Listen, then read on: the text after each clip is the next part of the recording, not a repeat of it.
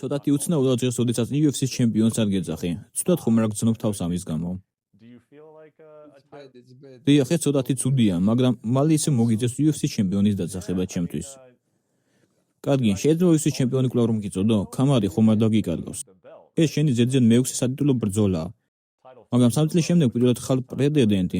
როგორი გზნობა, როდესაც რაღაცის მოპოვებისთვის იბრძვი და არა დასაცავად. ეს მოსამზადებელი კემპი ძალიან რთულია. წონა მოვიმატე და ასევე სპარინგ პარტნიორები შევიცვალე. ისინი ტანი დიდები არიან, ამიტომაც არ რთული კემპი. ჯერ წონების ასაწევად მოვედით, რასაც ვარჯიშის დროს ვიყენებთ ხოლმე. თითქმის ყველაფერი შევცვალეთ. ახლა თავს კარგად ვგრძნობ.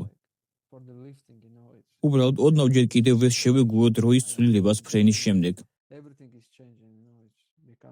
რამდენიმე დღის შემდეგ კარგად ვიქნები.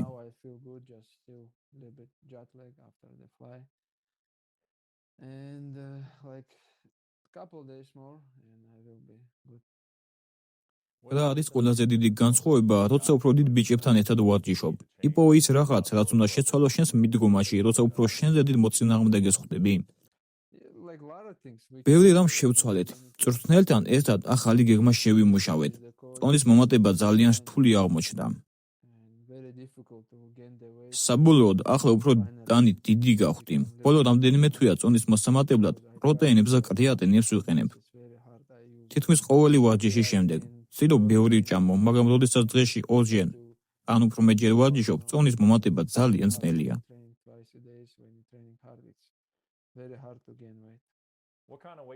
რა არის შენს გონებაში? რამდენი გინდა რომ მოიმატო? დაახლოებით 87 კილო მინდა რომ ვიყო. არ ვიცი რამდენი ფუნტია, მაგრამ ეს არის ჩემი მიზანი. საბრძოლო კვირაში 83 კილო ვიქნები. სიმართლე გითხრათ, წონის კლება ჩემთვის მარტივი იქნება.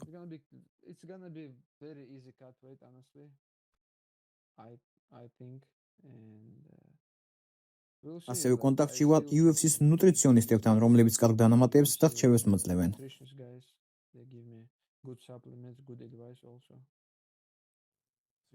ესე იგი, პროტეინებს და კრეატინებს იყენებ? კრეატინებს პირველად ვიყენებ ჩემი ცხოვრების განმავლობაში. თითქმის ყოველ დღე ვიღებ ვარჯიშის შემდეგ. პირველი დანამატია, რის შემდეგადაც ცვლილებებს ვგრძნობ. მეხმარება, რომ აღვიდგინო ენერგია და წონაში მოვიმატო.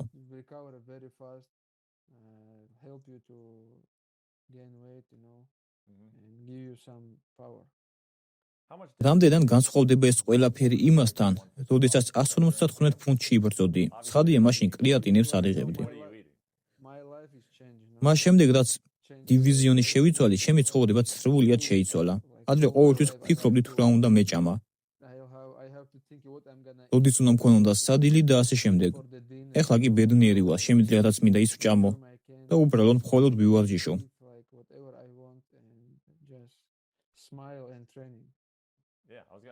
გულისხმობ, რომ ახლა უფრო ბედნიერი ხარ?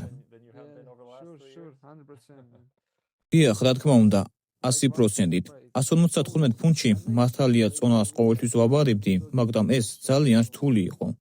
ოდესმე თუ გიგრძნია, რომ წონის კლებამ გავლენა მოახდინა შენს ბრძოლაზე. ცხადია, შენ ჩემპიონი იყავი და ყველაზე უკეთ გამოიყურებოდი, მაგრამ ყოფილა ისეთი მომენტი, როცა გიფიქრია, მე ახლა ჩემი საუკეთესო ფორმის 100%-ზე ვერ ვიბრძვი.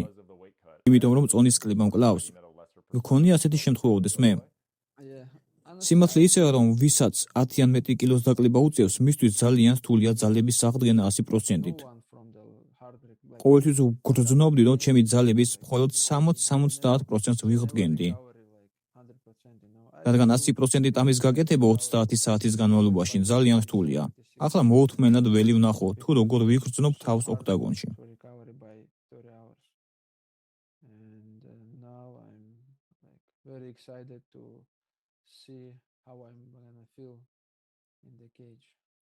თუ 155-ში მხოლოდ 60-70%-ით იბრძოდი, როგორ ფიქრობ, სად შევამჩნევ გულშემატკივრები, რომ 170 ფუნტში უკვე 100%-ით მზად ხარ? ვნახოთ რა მოხდება. მეორე და მესამე რაუნდების შემდეგ, საჩემპიონო რაუნდებში, რადგან კემპში ყოფნის დროს, უკვე ვგრძნობ, როგორ მიდის ჩემი ძალების აღდგენა. თუ როგორ ვგრძნობ თავს 3 რაუნდის შემდეგ. ამიტომ ვფიქრობ, რომ ეს ჩემთვის რაღაც ახალი იქნება.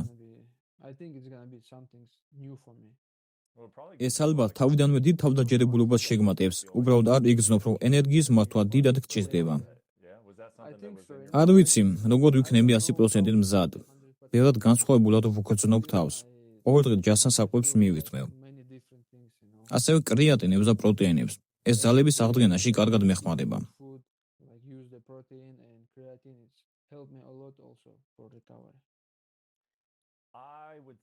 ვფიქრობ, ყველაზე დიდი განსხვავება 55-სა და 70 ფუნტს შორის იქნება ის, თუ როგორ შეძლებ მეტოქის წაქცევას.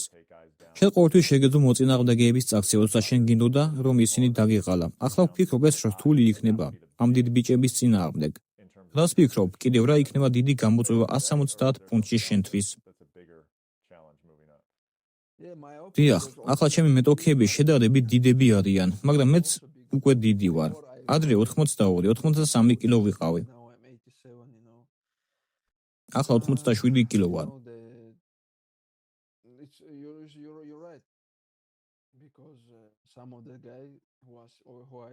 მართალი ხარ, ახლა ვისთანაც ვარჯიშობ, ამ ბიჭებიდან ყველა 70 ფუნტი არა, ზოგი 150, 185 ფუნტია.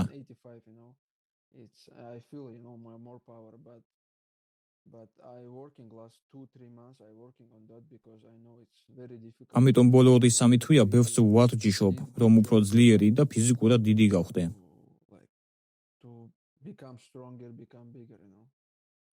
როდესაც მისი უკეთ შესწავლა დაიწყე, ცხადია აქამდე ციცოდი თუ რას წარმოადგენდა, რადგან მისი ბრძოლები ნანახი ჰქონდა, მაგრამ ახლა როცა მას უფრო მეტად ადევნებ თვალს, რა არის ის, რითაც მას გამოარჩევდი.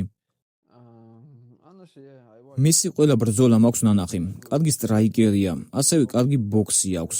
ჭიდაობაც ისე კარგი აქვს, მაგრამ მიწაზე კარგად იცის თავისი საქმის კეთება. ასევე როგორ დაიცვას თავი, როგორ გაექცეს თეიქდაუნებს და ფეხზე წამოდგეს. ცუდად ჭიდაობს, მაგრამ მისგან თავდაცვა კარგად გამოსდის. სტრაიკინგში ნამდვილად კარგია. ამიტომაც არის მსოფლიოში ერთ-ერთი საუკეთესო მებრძოლი და მსოფლიოს ჩემპიონი.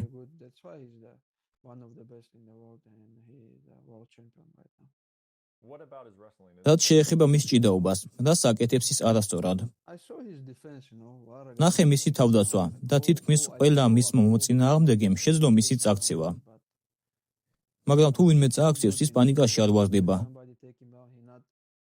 და ძირს თავს კარგად გრძნობს, ცდილობს შეცდომა არ დაუშვას და თავს კარგად იცავს.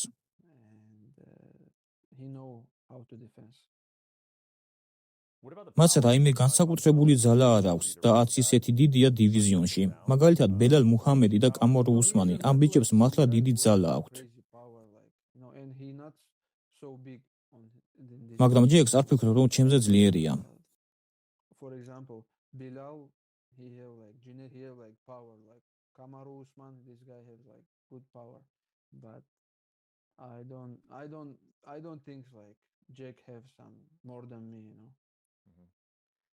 ხაბიბი რას ფიქრობს ამ ყველაფერზე? თითქოს ყოველთვის თავდაჯერებული ჩანს, მაგრამ სინამდვილეში ძალიან ნერვიულობს. დიახ, ძალიან ნერვიულობს ხოლმე. მისთვის ეს თვე გიჟური იყო. რადგან ჩვენი გუნდიდან ბევრმა იბრძოლა აბუ-დაბიში. ჯერ უსმანი, შემდეგ კი უმარი. ჩვენ მწვრთნელებთან ერთად ვადგენთ გეგმას, ასევე ახალი სპარინგ პარტნიორები დავიმატეთ, რომ ჯეკთან საბრძოლველად უფრო მზად ვიყოთ. რა არის ხაბიბის მთავარი მესიჯი ამ კემპში?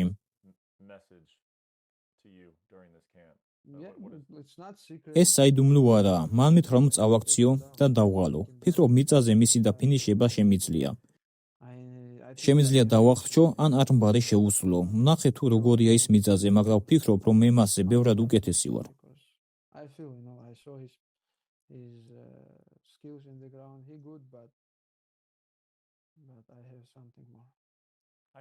ცხადია, ახლა ჯეკზე ხარ ფოკუსირებული, მაგრამ ილიაზეც მინდა გკითხო, რადგან ილიას შესახებ ეს კითხვები მანამ არ გაქრება, სანამ ერთ-ერთი თქვენგანი არ წააგებს, ან არ იბრძოლებთ. მასზე შენთან არ მისაუბრე მას შემდეგ, რაც ჩარლზ ოლივეირა დაამარცხა. რას ფიქრობ მსუბუქი წონის სატიტულო ბრძოლაზე? მისი ბრძოლა ვნახე. ილია კარგი მებრძოლია. რაც ოლივეირას ჩხუბები ყოველთვის მსგავსია, ან ის აფინიშებს მეტოქეს, ან მას აფინიშებენ. ამიტომ ის საფრთხე მოწინააღმდეგეა, მაგრამ ბრძოლა ნამდვილად კარგი გამოვიდა. ახლა არ ვიცი, ვინ შეიძლება იყოს ილიასთვის შემდეგი მეტოქე. და თუ ჩვენს ბრძოლაზე ვისაუბრებთ, ახლა ისედაც რთული ბრძოლა მაქვს. ალბათ ილიაც მალე იჩხუბებს და ვნახოთ რა იქნება შემდეგ. მას ერთ სახლში ბრძოლა სურს. მეც მინათ ერთ სახლში ჩხუბი.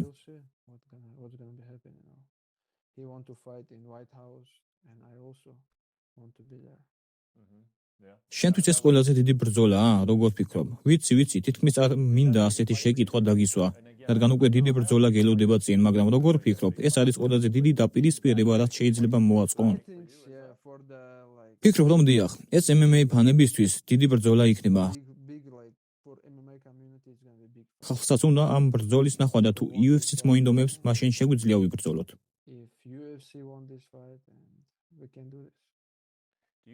როგორ ფიქრობ, UFC-საც უნდა ეს ბრძოლა, რადგან ასეთი შთაბეჭდილება მრჩება, თითქოს არ სურთ. ვიცი, რომ UFC-ს დიდი ბრძოლის გამართვა სურს ერთ სახლში და რომელი ბრძოლა შეიძლება იყოს უფრო დიდი, ვიდრე ჩვენი. ის ამბობს, რომ თუ მოიგებ, თავადაც უნდა 70 ფუნტში ამოსვლა. მე ხვდები, რომ ალბათ ეს შენთვისაც შესაფერისი ვარიანტია, ხომ? შენ ხომ აღარ გინდა 155-ში დაბრუნება და ისევ წონის კლება, ასე არაა? ნოეთახმები მიდიას, რომ ბრძოლა 70 ფუნტში გაიმართოს. კი, თუ ის 70 ფუნტში ამოვა, ჩემთვის უკეთესი იქნება, რადგან თუ 155-მდე დამჭირდება წონის დაკლება, ეს ძალიან გამიჭირდება. ამისთვის დანა ვაიტს მოუწევს დიდი ფული გადამეხადოს. ალბათ რაღაც დრო დაგჭირდება. მგონია, რომ თუ რამადანის შემდეგ იქნება ბრძოლა, მაშინ ისევ შეძლებ 155 ფუნტამდე წონის დაკლებას. რამადანის დროს ჩვენ ისედაც ვიკლებთ წონას. ბრძოლის შემდეგ, როცა შევწყვეტ კრეატინისა და პროტეინების მიღებას, მაშინ გავიგებ, რამდენი იქნება ჩემი წონა. ჩვენ ჯერ არ ვიცით რა ელოდება ილიას შემდეგ. ოფიციალურად არაფერი გამოუცხადებიათ, მაგრამ თითქოს პედი პიმბლეტი ყველაზე სავარაუდო მოწინააღმდეგეა. ასე ჩანს, მას შემდეგ, რაც პედი ოქტაგონში შევიდა მასთან ერთად. შენ რას ფიქრობ ამაზე? გონია, რომ პედი მისთვის რეალური გამოწვევაა?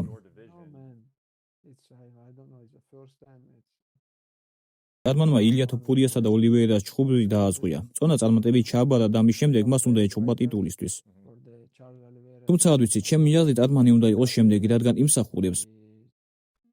მან შეცდომა დაუშვა ჩემთან ბრძოლის დროს. ტრამვა მიიღო, წონის ჩასაბარებლად არ მოვიდა და მიუხედავად ამისა, ის კვლავ ნომერ პირველია დივიზიონში. ამიტომ მან უნდა იჩხუბოს ტიტულისთვის. შეიძლება არმანი ან ჯასტინ გეიჯი, მაგრამ პედი პიმბლეტი ნამდვილად არა.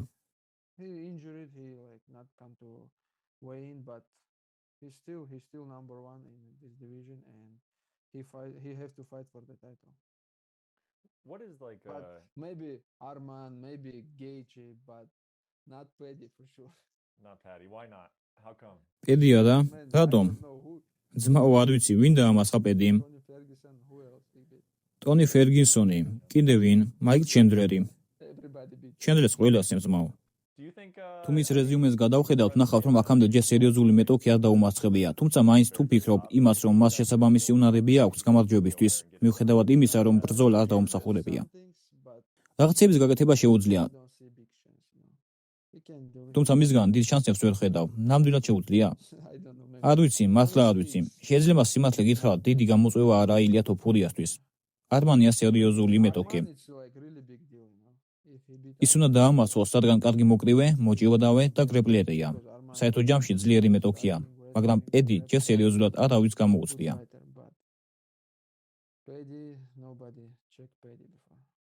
როცა ნოემბერზე ფიქრობ, რა გაძლევს ყველაზე დიდ მოტივაციას, ის რომ შენს კოლექციას მეორე ქამარს დაამატებ? ვიცი, ძალიან გინდა დაამტკიცო, რომ სოფლიოს ნომერ პირველი მებრძოლი ხარ pound for pound რეიტინგში. გონია, რომ ამის დასამტკიცებლად ერთადერთი გზა ეს ბრძოლაა? არა, ასე არ ვფიქრობ. ეს ჩემი კარიერის ყველაზე მნიშვნელოვანი ბრძოლაა. ცხადია, როცა პირველად ვიბრძოდი ტიტულისთვის, ეს სხვა ეტაპი იყო, მაგრამ ახლა ძალიან განსხვავებულად ვგრძნობ თავს. ბევრი UFC-ის ჩემპიონია, მაგრამ არა ბევრი ორმაგი ჩემპიონი. ამიტომ მინდა მათ შორის ვიყო და ეს ჩემი ყველაზე დიდი გამოწვევაა.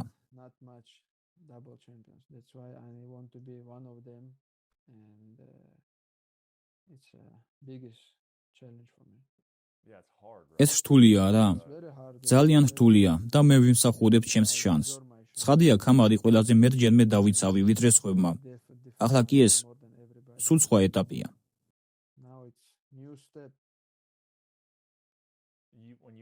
როცა შენს კარიერას გადახედავ, თუნდაც მაშინ, როცა ახალგაზრდა იყავი, ეს შენს ცხოვრებაში ყველაზე დიდი გამოწვევაა. თუნდაც იმის გათვალისწინებით, სად ხარ ახლა.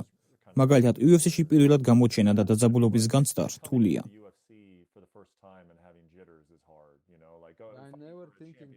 არასდროს მიფიქრია, რომ ტიტულისთვის ვიბრძოლებდი და ახლა წარმოიდგინე, რამდენი მებრძოლია UFC-ში და მე მეორე ქამრისთვის ვიბრძოლებ. ეს ნამდვილი სიზმარია და სიმართლე გითხრა, ეს ჩემი ყველაზე რთული კემპია ცხოვრებაში. ვაცნობიერებ, რომ ბრძოლა რთული იქნება. ეს დიდი შანსია გავხდე ერთ-ერთი საუკეთესო მებრძოლი ისტორიაში, ვინც ამას მიაღწია. ამიტომაც ვიღებ მაქსიმუმს ამ ბრძოლისთვის.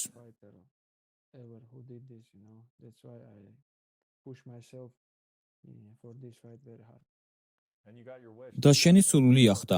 ეს ყველაფერი ხდება ნიუ-იორკში, მედისონ სკვერ გარდენში. რას ვფიქრობ? მათ შეუძლიათ მედისონ სკვერ გარდენი მოაწონ ისე, რომ ყველაფერი ერთად იყოს. ეს სიზმარს გავს. შენთვის ნიშნავს თუ არა რამეს ის, რომ ცდილობ ისეთ რაღაცას მიაღწიო, რაც ხაბიბმა ვერ მოახერხა. ვიცი თქვენ შეიძლება ასაუბრობთ ამ თემაზე, მაგრამ ჩვენთვის ისეთი შეგრძნება თითქოს მის კვაც ასე იდეალურად მიყვები და ყველაფერს აკეთებ, რასაც ის აკეთებდა. ხომ არის რაღაც მაგარი ამის გარშემო, რომ აკეთებ იმას, რაც მან გააკეთა. არ ვიცი, ეს ისეთივე კითხვაა, როცა მეკითხებიან, გინდა უფრო მეჯერ დაიცვა ქამარი, ვიდრე ეს ხაბიბმა მოახერხა? ჩვენ არასდროს ვისაუბრებთ ამის შესახებ. ჩემთვის ცოტა არ იყოს ეს სულელური კითხვებია, იმიტომ რომ ხაბიბი ჩემი ძმა. თუ მას არ უნდა რომ დამეხმაროს და მისი რეკორდი დავამხო, რა თქმა უნდა, ჩემ გვერდითაც არ იქნება და მხარს არ დაგვიჭერს. მაგრამ ის ყოველთვის ჩვენთან არის. ორი თვე ოჯახის გარეშეა და მხარს უჭერს მთელ გუნდს. მისთვის უბრალოდ ოცნებაა ჩვენი გუნდიდან ვინმე ახალი ჩემპიონი გახდეს. ეს დღეს მან მითხრა. მე არ ვაკეთებ ამას მხოლოდ ერთი ადამიანისთვის. თუ ვინმე ჩემპიონი გახდება, ის ცხოვრების შეცვლას შეძლებს ბევრისთვის, ოჯახის, ძმებისა და მეგობრებისთვის. მან მითხრა, რომ მისთვის ოცნებაა დაეხმაროს ხალხს. ახლა მე როცა მებრძოლი ვარ, მე მაინც უნდა დავეხმარო ხალხს. როცა ვინმეს ეხმარები, ეს ნიშნავს, რომ მის ოჯახს, მეგობრებს ან მის გარშემო მყოფ ხალხს ეხმარები.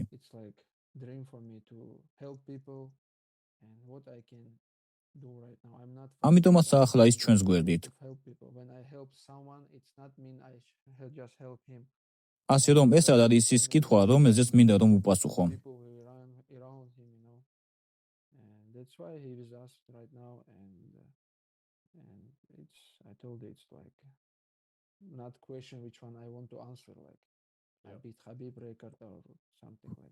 მხოლოდ იმაში არაა საქმე, რომ თქვენ ერთმანეთთან კონკურენციაში უნდა იყოთ, რადგან ვიცი, რომ ასე არ ხდება.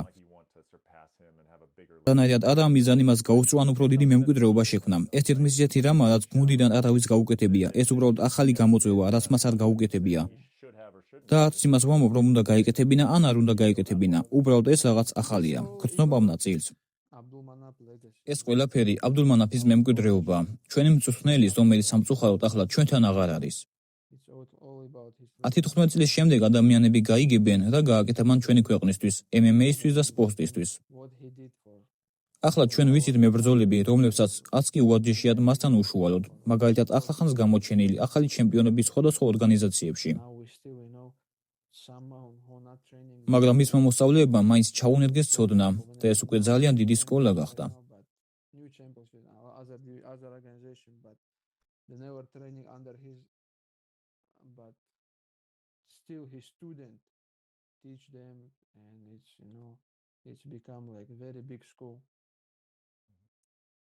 და ბოლო კითხვა, რას ვფიქრობ, აბდულმანაპი რას იფიქრებდა ამ ყველაფერზე?